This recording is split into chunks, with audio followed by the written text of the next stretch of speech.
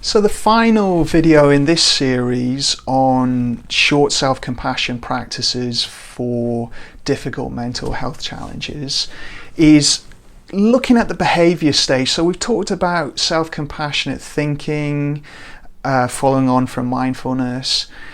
Now looking at the behaviour more. So what do we mean by that? How can we be compassionate? Because people will often resist this, saying, I can't be too easy on myself. I can't let myself off the hook.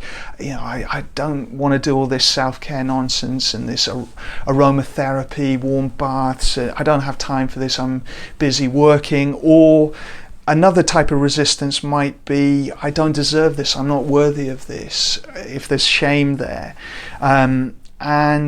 There could be other ways that the brain might resist this. So in Kristen Neff's work, she talks about backdraft. So this is this concept when we begin to open up to self-compassion, often our shame and other emotional systems will push back because in a way part of us is scared of kindness, depending on our history, or doesn't trust it, doesn't think it will support us. So that can happen. So the backdraft idea is that we poke the holes in the sides of the building rather than opening the door and letting all the oxygen in, which makes a huge fire. So instead we make these little holes of self-compassion and gradually let it in.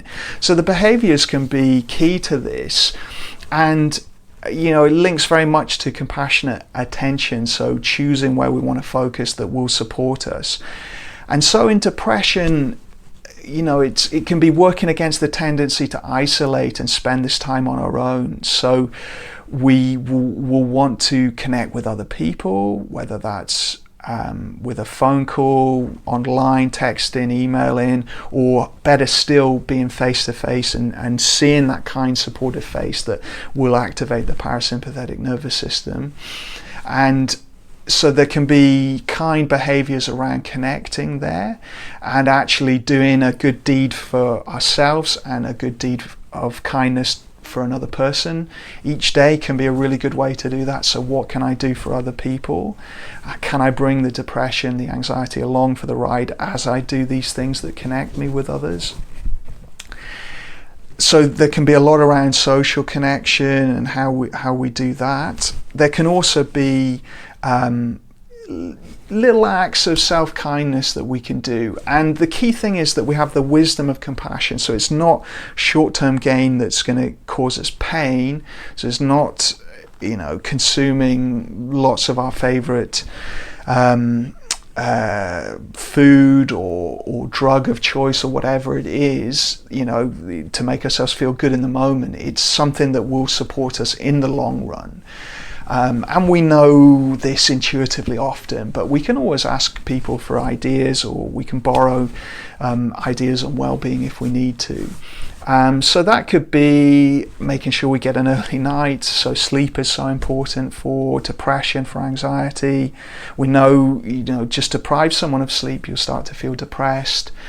It might be making sure we drink enough water so we keep our brain hydrated. That can really help a lot with anxiety and depression. Choosing the right diet, eating the right thing. It might be just going and having a cup of tea, a cup of coffee, a break. It could be the self-care things like having a warm bath with aromatherapy and a massage and any of these sort of soothing things that use our senses to soothe us. That could be a real compassionate and kind thing to do. And we'll talk about other resistance to this, but often people don't feel they have time. They might have a family or people they're supporting and caring for. These things can be very small. It can be 10 deep breaths. It can be a little walk at lunchtime. It can be a short period of exercise in your own home. It can be a quick phone call. It can be getting out your art stuff and doing a quick drawing. It can be listening to your favorite music. It can be going to the cinema with someone once every 3 months. It doesn't have to take up a lot of time.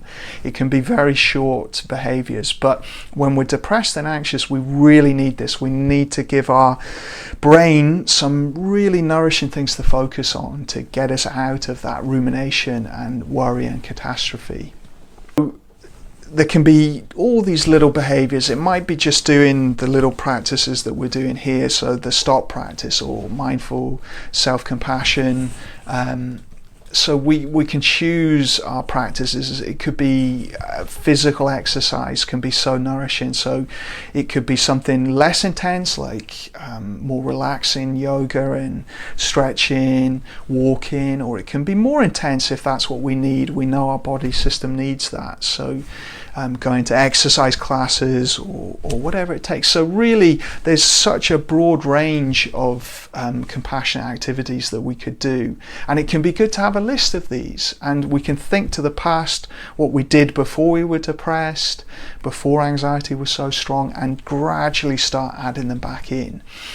And we want to avoid anything that is going to damage our body in the long run but makes us feel good in the moment. So any of these emotional coping strategies that they may give us some temporary relief, but actually they cause us issues in the long run. So be careful of those when you're making this list, when you're picking your activities. So yeah, I would say make a list of supportive self-compassion activities and to start doing them when you need to.